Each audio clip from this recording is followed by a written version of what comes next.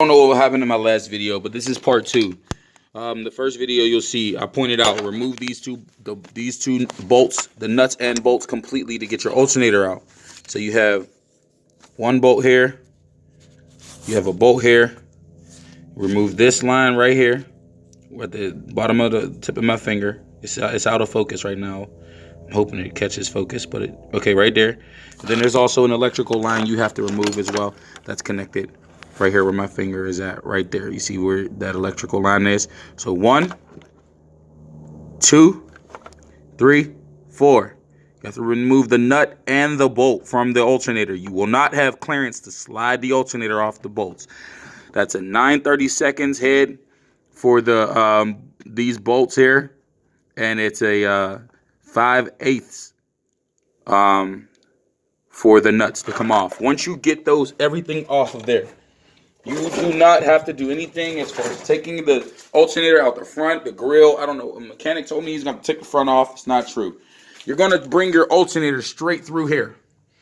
All right? If you didn't watch the first video, the first thing I said was you remove the paneling from the wheel well. Once you remove the panel, which is over here, black panel right there. Once you remove the panel from the wheel well, you will see this compartment right here. This is a 2012 Chevy Traverse. You'll see your alternator sitting right there. You will be able to wiggle it right out. Now listen, you remove those bolts, then you also have to leave the idle roller on. Okay, I tried to remove this idle roller first. The bolt does not have clearance. Okay, it's going to hit up against the frame of the body. Okay, so do not remove it, but make sure you take your serpentine belt free. The way you do that is you get as I showed in the first video, you're going to get a 1/2 inch. You can use I like to use a I use the torque wrench.